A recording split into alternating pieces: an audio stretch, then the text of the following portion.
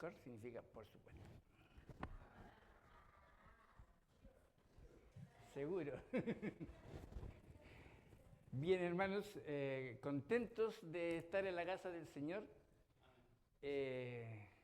La verdad es que las circunstancias que vivimos, no todos pueden disfrutar de las bendiciones del Señor.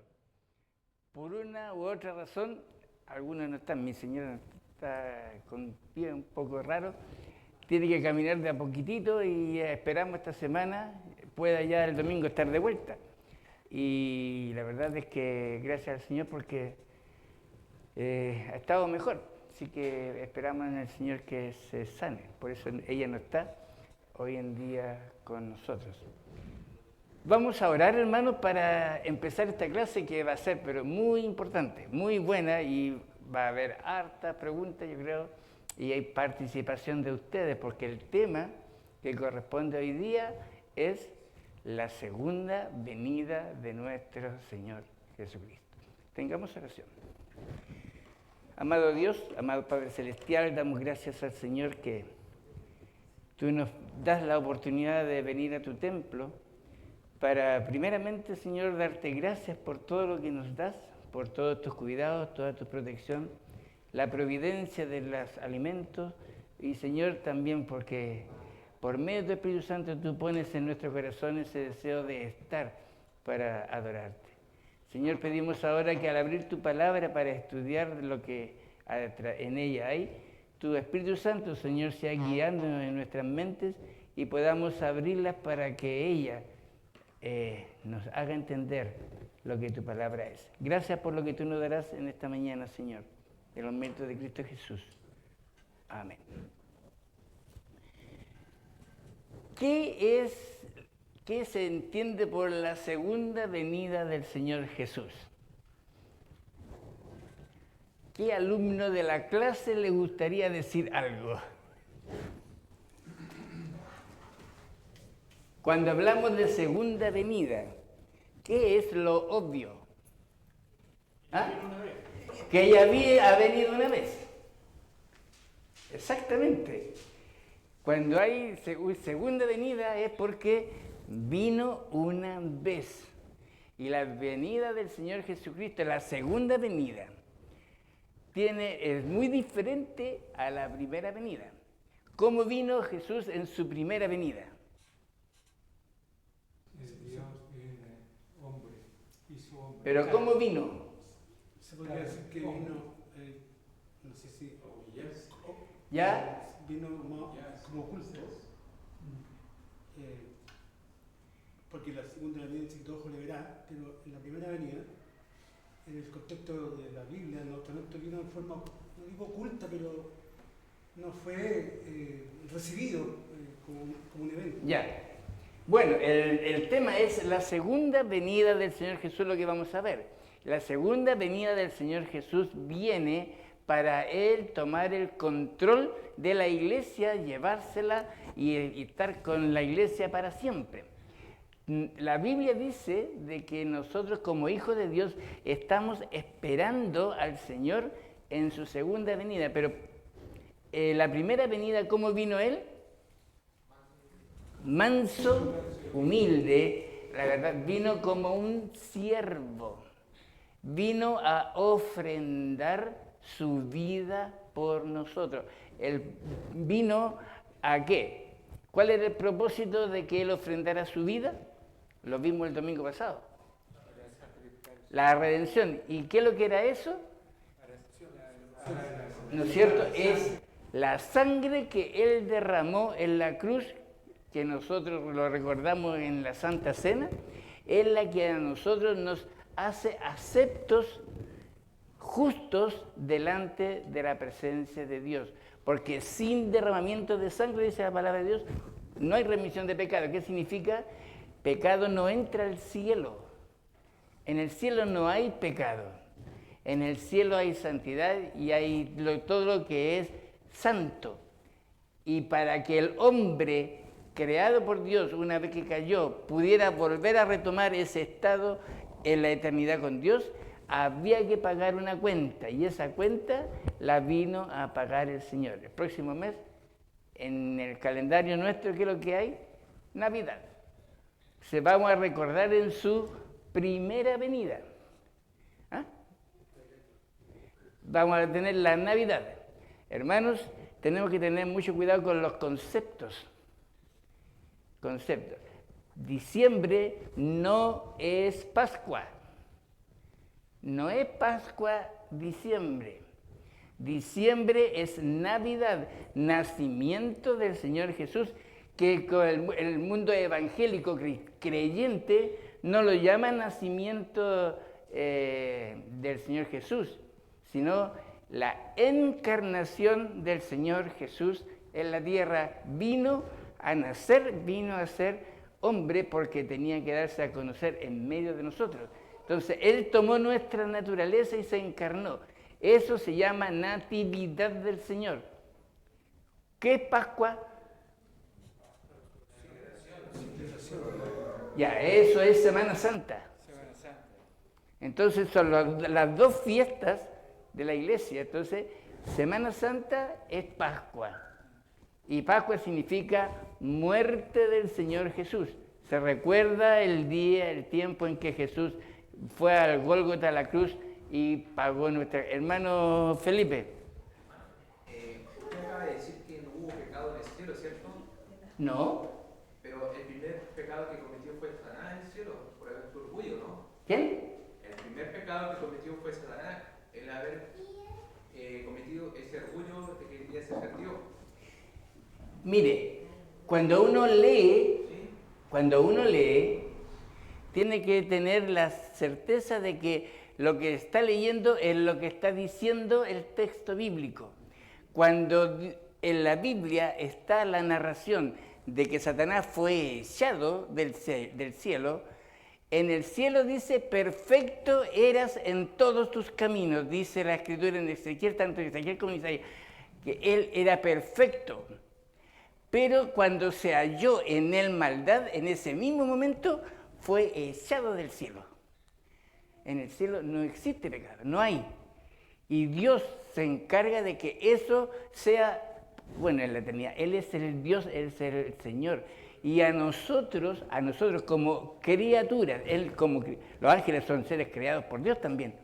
Entonces Él tiene pleno control de su creación. Nosotros somos creación de Dios. Y como hijos del Señor, Dios ha pedido que nosotros, conforme a la voluntad de Dios, mi voluntad vaya siendo enseñada y moldeada. Pero hermano Felipe, la Biblia dice que cuando Satanás no se llamaba Satanás, se llamaba Luzbel, y era el ángel más hermoso. Pero cuando él se sobresaltó y se enorgulleció y quiso ser, Dios lo echó. Entonces, la Biblia es muy enfática en eso. Y Dios vino sin pecado. Él, sin pecado, descendió, se encarnó, tomó nuestra naturaleza humana. ¿Y dónde está eso? Juan 1. ¿Juan 1 cuánto? 14. Y aquel verbo se hizo carne y habitó entre nosotros.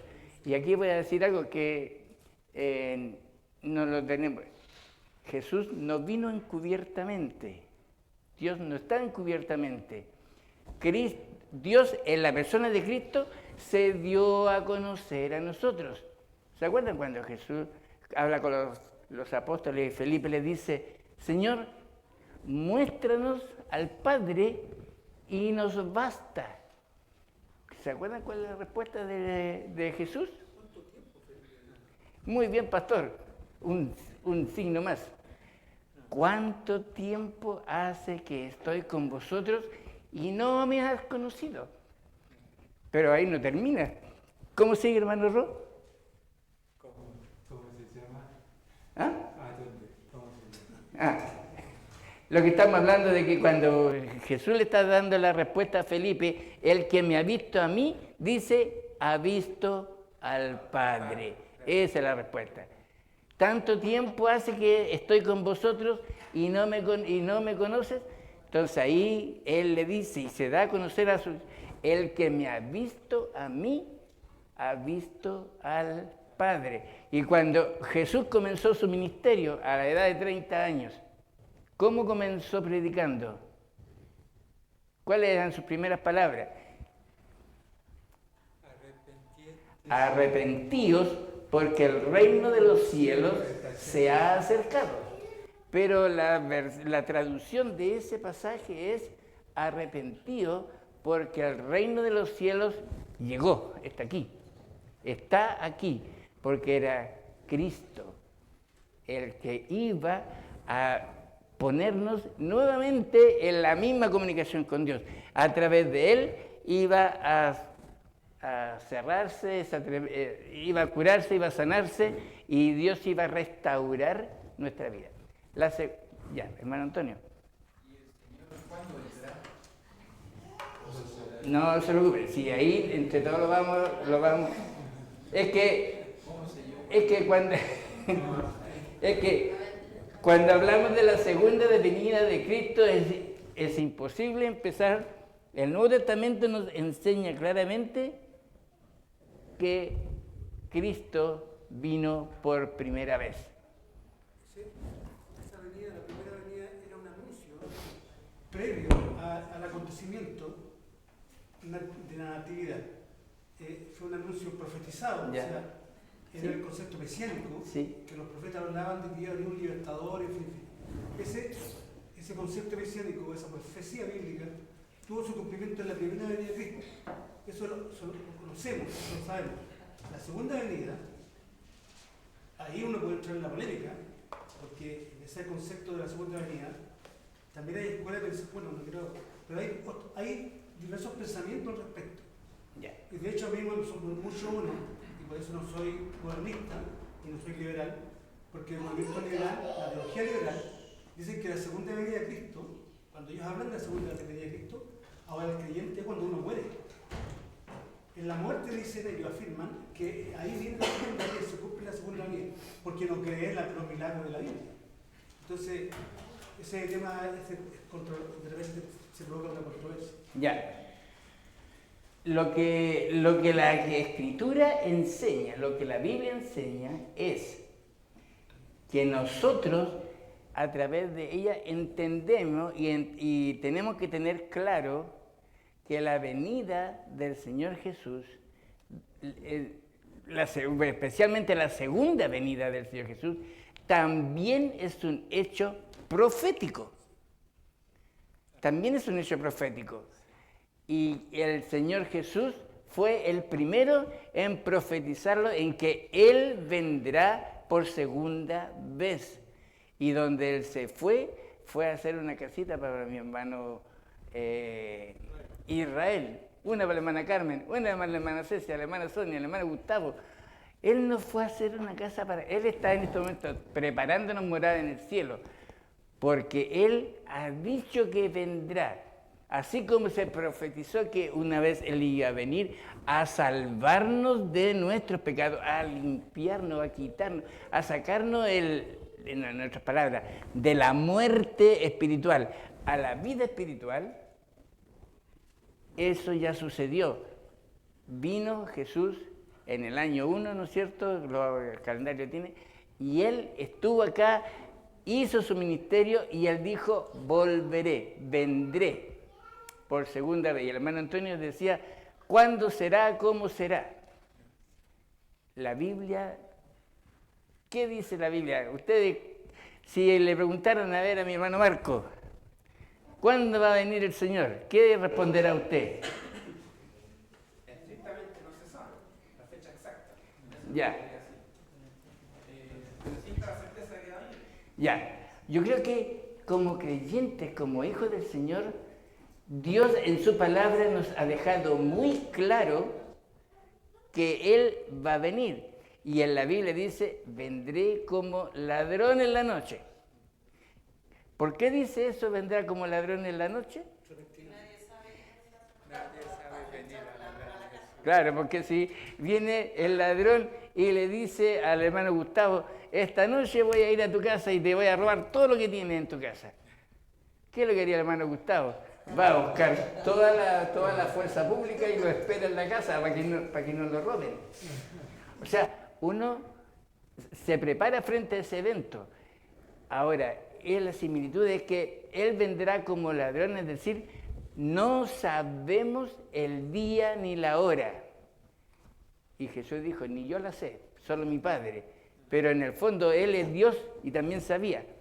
Solamente que nosotros como hijos del Señor, mientras estamos aquí, y aquí viene como la síntesis de todo lo que hemos estudiado durante este tiempo de la doctrina bíblica. Porque desde el comienzo se viene profetizando que Cristo iba a venir. Génesis 3:15, ¿quién lo busca en la Biblia y lo lee? Hermano Antonio, Génesis capítulo 3, versículo 15. Esa te dirá en la cabeza. ¿Ah? Bueno, dice, y pondré enemistad entre ti y Pedro. Hermano Antonio. Sí, dice, y pondré enemistad entre ti y la mujer, y entre tu simiente y la simiente suya. Esta te herirá en la cabeza y tú la herirás en el calcañar. Ya. Ese versículo está puesto en ese lugar cuando Dios castigó a Adán y Eva. Y como Él le dijo al comienzo, si tú comes de ese árbol vas a morir, ellos espiritualmente murieron. Y la forma como sabemos que murió es que fue separado de la presencia de Dios. Y eso es muerte espiritual. Está separado de Dios. Ahora, Adán y Eva, yo creo que en ese mismito momento, a lo mejor no lo entendieron lo grande, lo que había sucedido, porque físicamente no murieron. Pero la muerte espiritual es la separación de Dios con el hombre. ¿Y cómo sabemos que fue eso? Porque la Biblia dice, y los echó del huerto. Los echó del huerto, porque en el huerto que él había hecho, ahí estaba la presencia de Dios. Y Adán y Eva tenían comunión con el Señor en forma perfecta. Había una perfecta comunión, como la que tendremos en el cielo, todos los creyentes con el Señor. Un día que esté toda la iglesia reunida con Él, será un Edén.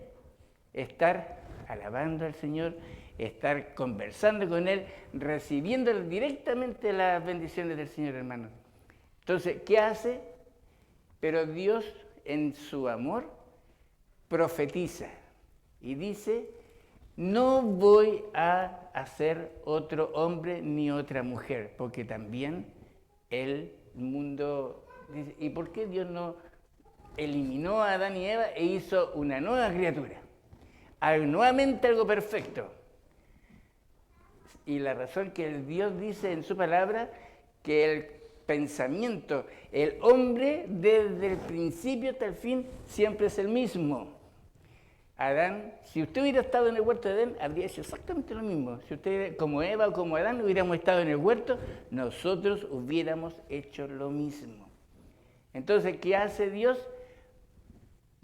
Profetiza un medio de nuevamente restablecer la imagen de Dios en el hombre que se había dañado producto del pecado, producto de la desobediencia.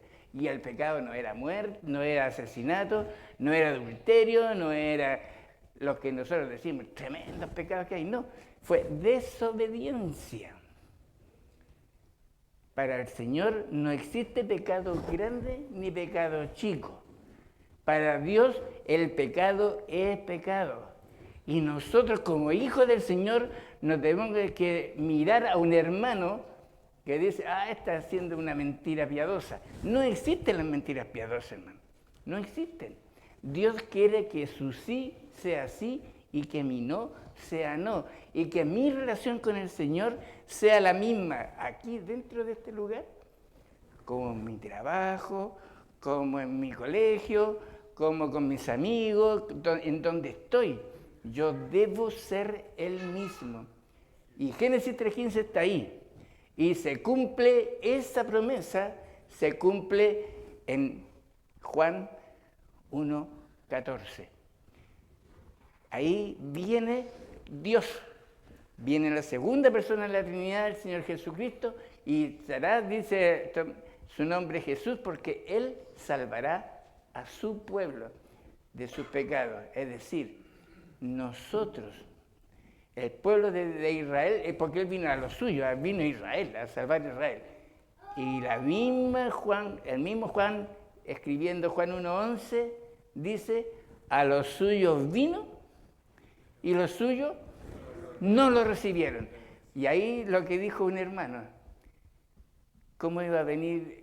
¿Qué esperaban los israelitas que cuando viniera el Mesías? ¿Qué es lo que esperaban? Un guerrero, un libertador, uno que les lo liberara de todo lo que estaba pasando. ¿Y cómo vino Jesús? Vino manso como un cordero, porque el propósito de Dios en la primera venida del Señor Jesús era exactamente Lucas 19:10. ¿Qué dice Lucas 19:10? Mira lo que dice Lucas 19:10. Porque el Hijo del Hombre vino a buscar y a salvar lo que se había perdido. ¿Qué fue lo que se perdió? ¿Qué es lo que se perdió? ¿La persona? ¿Qué es lo que se había perdido? ¿Sabe? Cuando Dios hizo al hombre, lo hizo a imagen de Dios. La imagen de Dios en el hombre es la que se quebró. Eso se destrozó. Eso hizo que la comunión del hombre con Dios no fuera buena, no estuviera bien. Exacto. Ahora, no muere la persona. Y aquí es donde está nuestra situación, hermanos. Esto de la segunda venida de Cristo nos hace estudiar el hacer de hoy. El próximo domingo vamos a ver lo que va a haber con primera vez, o sea, los eventos. Pero ahora lo que estamos viendo de que la segunda venida de Cristo nos viene para que nosotros seamos salvos. Cristo no viene por segunda vez para ser salvos. Cristo viene por segunda... Exacto, pero para no cortar la idea, nosotros como hijos del Señor hemos sido llamados por el Señor, hemos sido comprados por Él, por medio del Señor Jesús, y el llamado a nosotros es estar siempre preparados, porque el Hijo del Hombre que me vino a buscar y a salvar, vendrá en la hora que no pensáis. Nosotros, hermano Wildo. Solo comentar un detalle no menor y que considero muy importante, es que en la segunda venida el Señor va a venir en gloria, no va a venir como vino en la primera venida. Exacto. Vino a bendecirnos y a darnos la oportunidad de poder volver a estar con Él, nacer de nuevo como nueva criatura y finalmente ser hijo de Dios. Y en esta segunda venida, el Señor va a venir en gloria majestad con todo el poder. Así es. Exacto. Pastor. Es tan importante esta doctrina, es una doctrina capital, es tan importante que el mismo Señor Jesús anunció en su ministerio en varias oportunidades su muerte, su resurrección y su regreso inminente. Y por otro lado, cada libro del Nuevo Testamento, sobre todo, esta enseñanza está presente y esa verdad, lamentablemente, con muchas verdades, se desconoce muchas veces en círculos cristianos o sencillamente no se le presta importancia, pero es una enseñanza basal. Claro. El Señor Jesús, si algo no nos deja en oscuridad y nos aclara, es Él viene, y segundo, deja varias, antecedentes de lo que va a venir antes que Él venga, de las cosas que van a preceder en el libro de Mateo. Vamos a ver el próximo domingo eso. Pero aquí es lo importante, hermanos, que nosotros, como hijos del Señor, tenemos que vivir preparados diariamente para encontrarnos con el Señor Jesús. El hermano Antonio dijo, ¿cuándo va a venir? Bueno, ¿cuándo va a venir? No lo he dicho yo, pero el Señor Jesús dijo que vendrá. Y si el Señor dice que va a venir, yo debo estar aguardando su venida con paciencia, haciendo la voluntad de Dios. Hermano Jorge. Una pregunta. Claro, esa pregunta, buenos días a todos, Señor nos bendiga. Y una vez le preguntaron también a un hermano expositor de la Biblia, ¿cuándo va a venir? Y él dijo, viene todos los días. Ahora, no quiere decir que no va a venir visible. Es ahora, pero todavía no. Viene todos los días Jesús a nuestros corazones. Tengo una pregunta de periodista. Perdón, Roble tambores. Tengo una pregunta, presbítero y profesor, maestro. Cuando perdimos la imagen en Génesis capítulo 3, parece que se dice que perdimos la imagen de Dios en el pecado. ¿Pero perdimos el 100% de la imagen? No. Porque es una pregunta para periodistas, para que todos tengamos un fondo común.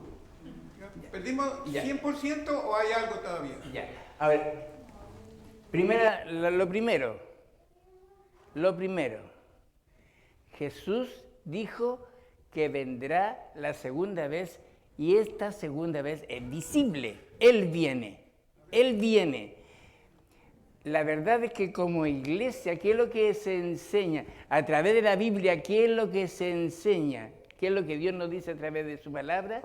Es de que nosotros, como hijos del Señor, tenemos que estar preparados para recibirle. En la Biblia hay una parábola que nos enseña eso. Exacto. Las 10 vírgenes. 5 insensatas y 5 prudentes.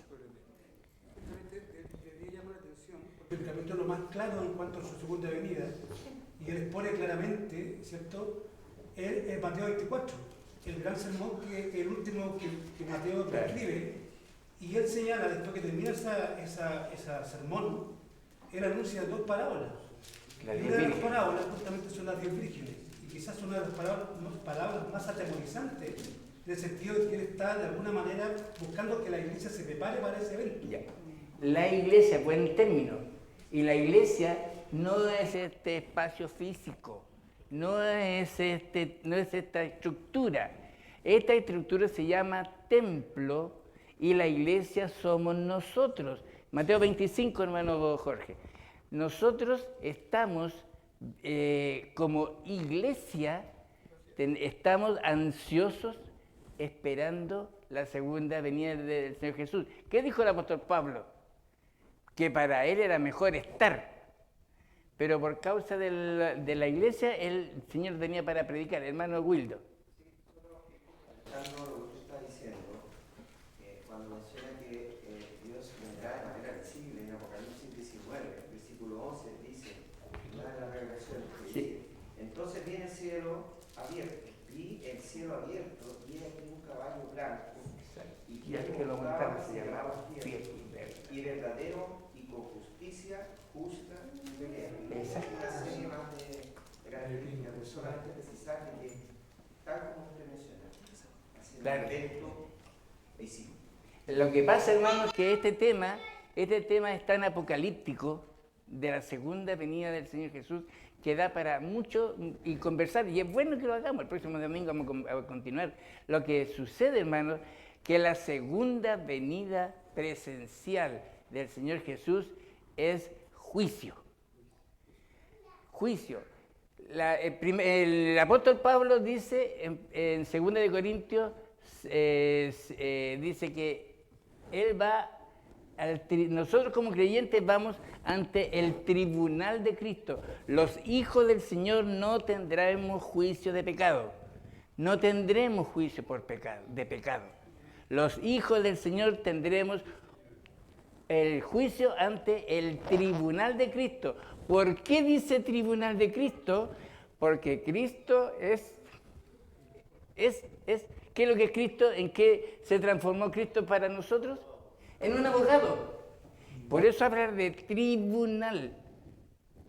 Y con los incrédulos, los que rechazaron al Señor Jesús, los que no creyeron, los que están preparados para el infierno, van a estar frente al trono blanco de Dios.